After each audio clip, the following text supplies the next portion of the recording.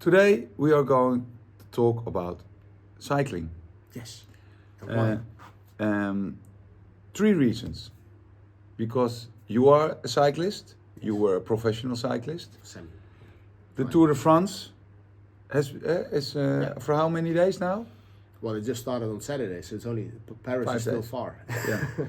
And we're going to talk about, of course, about the sector cycling, about bikes, because the question is, Bikes, after parts. the Bike parts. after the big boom during COVID of those companies, we want to show you if it's interesting or not to invest in that sector and in what kind of companies. Yeah. But first, Martin, we have always a television in our office, and nowadays, so this week, after 4 o'clock, Martin switches from the financial channels to the cyclist channels. Yes, it's a bit of a tradition, and I want to keep that tradition amongst us. So, yeah, of course, I like the Tour de France. I like to watch it. There's a lot of comparisons to be made between investing in the stock market and also how to build a portfolio. I think a lot has changed in cycling. You're going to ask me some questions, I think, about that. Yeah, but first the industry. So the sales of bikes in 2020 went 30% up. The year later, 2021, 15%. And that was during COVID because people wanted to buy a bike Yes. to do some out sport Yeah, they want to go out. activities. They were only allowed to go out, and then you had this home trainers. You could not buy a home trainer at that stage in April, May 2000. No. We looked at it. It was all sold out. Yeah. I think you bought one, but you never used it. I bought one. Yes, that's correct. And Wallapop. And if you look at the sector, it is estimated that until the end of this decade, the sector will grow with 7% on a yearly basis. So from a sector perspective, it's really interesting to look at. From an investment perspective, it's quite difficult because a lot of those cycling companies that produces bikes are all smaller companies, are privately owned, or are part of larger companies. Yes, So it's really difficult to find some really important players in the market. So we looked at 3 companies within this cycling sector, and they all do some completely different, and they're all based in another part of the world. Yeah. But first of all, Martin, if I look at the television and I see the cyclists, and I look at the bikes, I think they are almost the same as 20 years ago. Well, I think you should look twice then. Okay. Now, because there's a massive difference. First of all, the materials, of course. In the past, it was all metal frames, and they weigh like 20 kilos for a bike, and you had to change your wheel because you had the sprockets on one side and sprockets on the other side. So if you want to go uphill, you needed to turn your wheel around. I mean, that's not 20 years ago. When I was cycling, of course, that was actually 20 years ago. It's pretty heavy, 20 years ago. But even though I still have my bike for my last Well, you season. said there were 20 kilo then. What is the I weight think now? the weight is now with 6, 7 or something. Wow, that's a big yeah, difference. It's limited also. But I remember in the times when I was cycling, people had some guys that were maniacs, and they were drilling holes in their frame and in their chain ring to cut weight out. Really? Yeah. Just that because the material is still quite heavy, so it has developed a lot. I mean, there's no cables involved. I mean, everything is like with Bluetooth. I think it works. Really? Shimano, for instance, that you can shift gears by. It goes all electric. Yeah, people now also with regards to safety. I used to work when I was cycling with brake pads. Now it's all with discs, so the braking itself. And then from that you're talking about safety, brakes and safety. The helmets. Yeah, I mean Did that was in my time. I used to go training always without a helmet, and now when I go out for a little ride, even though it's 10 kilometers or something, I put my helmet on. It's something that is in. But did the helmet changes itself? Yeah, I mean, you probably remember those little sausage helmets. I have one. I wore it once. We went out for a bike ride once, and I wore it. And he said, "What do you look like a horse rider?" Like a horse rider. But Horseback rider. Those were in the time really fashionable. I mean, the typical sausage. It was horse hair, and with a wrap around it, and that was then put on your head. But it of course didn't do anything. But I mean, there's a helmet obligation now. I think it's very logical. Yeah. So. And do you think, because if you look at Formula 1, the cars nowadays, they are hybrids, so it's a mix between petrol engines and electric. motors. Do you think that in the future, looking at the Tour de France, that there also will be an electric component in the bikes? No, yeah, well, there is an electric component already, which is of course is shifting. Yeah, okay, but in the motor, from a But motor I don't think so, because then the whole part of cycling is gone. Yeah. I mean, it's the same as like that somebody starts running a marathon with some sort of support springs, you know, like whatever. Yeah, So it was that- not the best question of myself.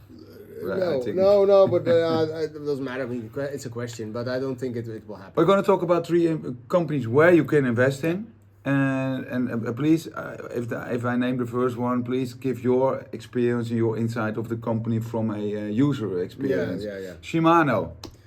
Yeah, Shimano. I mean, when you bought a bike in the past, it was always with Shimano. Now, Always, no? mostly always, yeah. Well, And- what and- kind of what part? And do they also have the I think the patent, it's called now in English as well. Yeah. So of the shifting mechanism, etc. They make the derailleurs, the shifters to shift gears, etc. Also for mountain bikes. I think they're also making stuff for electrical bikes nowadays. Yeah. I was never a really big fan of Shimano because it also it's like the same with my car. When something makes like a little noise, they make always noise. And Really? now I like much more Campagnolo, which was an Italian brand, and nowadays you also have SRAM, which came up really heavily in 2010, I think it was, more or less. I think they're a market leader, or they have a big. Yeah, part they're of the biggest one. And they also make the fishing rods, so that's also a big part of them. But Yeah. yeah, they are indeed, I think, one of the biggest suppliers in the bike industry. If you look at the price, they're now trading at they're trading in Japan, and that's maybe interesting for you if you want to spread all over the world and also in another country, another currency. Of course, a Western country, Japan. Then you can look at those companies, and they're trading now at 24 Japanese yen, and It's actually really cheap in euros now, because it's Yeah. divided by 135. the top was in the third quarter of 2021, and then since then they dropped, and they are quite a boring share normally. If you look at the estimated profits for this year, based on that, you pay 10 times the profit. So that's Is it dividend paying? Yeah, they pay a little bit of a dividend, but not too much, not even 1%, I believe. So, but it's quite a boring stock. You know, they have a big important market share, so they will generate revenues. And if the market still grows 7% and they keep their growth on 7%, it can be an interesting company to look at. Then a totally other company, Peloton Interactive. They were really popular during COVID. And COVID, because they made these at-home gym fitness machines on which you can cycle, and then you can do interactive stuff with the program called Zwift, for instance.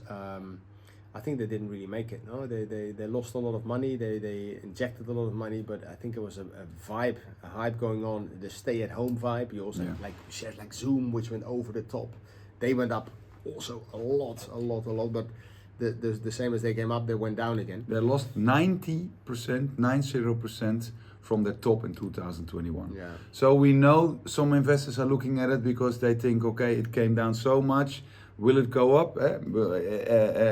It's like some cryptocurrencies. There's always some fantasy in it that it can reach those levels. Even if it double is okay. The product is nice, but it's just one product. And I think it's not. You said you are not in the growth sector of the cycling, the 7%, because it's completely digital. And what you're saying, they still make a loss. So I would also always be careful with companies that make, if you exist 2 years, that's a different story, but they exist for a longer time and they still make a loss. So really be a little careful with Peloton Interactive. And then the last one, and there are more, of course, what we could look at, but there are not too many, as I said in the beginning, that only produces bikes. Bridgestone.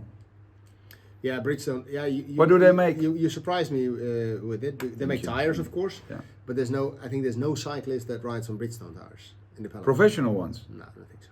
No. But It doesn't matter. I mean, they make cycling bicycle tires, but I think their biggest market share is in cars, car tires. Yeah. But it's an interesting company because I think when you have an economical growth in the world, more cars, more bikes, are sold. So you are in a growing sector, even more than I think only the cycling sector. If you look at the company, they are at the highest level for the last 5 years. Year to date, they're almost also at the highest level, but only trading 10 times the profit. And I think what's a really important factor, maybe you agree with me or not, but if you look at the electric cars, they are quite strong. You don't need a lot of maintenance, except for the tires, because they accelerate so much higher on average than the old cars, the petrol cars. So the tires, they need to be changed. A normal car maybe around 40,000 kilometers, maybe with electric cars 20,000 kilometers. So you need a lot of new tires. So I think it's a really interesting company, maybe not too much from the cycling industry, but more from the electric car industry. Totally agree with you. So I think Bridgestone, but it's the same for Michelin, it's maybe an interesting company to look at. Yeah, it's more like a mode company. It's like it has a protection around it in the sense that they're well known, they're big. I think with these companies, I mean, you have also tires with secondary brands like Ovation, for instance. My mechanic always put Ovation. Son los mismos than Bridgestone, but. And they last as well as long, but I think it's the same sort of fabrics. You got Pirelli, of course, you got a lot of these brands, but it's very difficult to get on the market now to bid a new tire. Yeah, they have a really big market share. If they maintain the share and the market is I growing. They also know the recipe of the rubber. Of course, they are subject to also commodity prices. Distribution channel. Exactly, they know it. They know the business. So it's a little bit sidestep maybe from cycling, but it can be a really interesting company to look at. Definitely. So I think to summarize the high prices of 2021 stock market related, I don't think we see that in the near future. On the other hand, for the last part of the decade, the last 7 years, it's expected that the biking sector will grow with 7%. It's difficult to invest in individual stocks because mostly they're private owned or they're part of a larger company. So we gave a couple of insights from related companies. Yeah, I know, definitely, and I think who will win the Tour de France? That's a good question. It just popped up. What do you say? It's nearly impossible to say it. Yesterday I would say Vingegaard, and today I would say maybe Pogacar has some chances. I mean, still like a minute behind, but yeah, I mean, pick one now. As they say, Paris is still far. Yeah, but pick one. I think Vingegaard. Okay. We're gonna follow it. Give us your time. Thank you.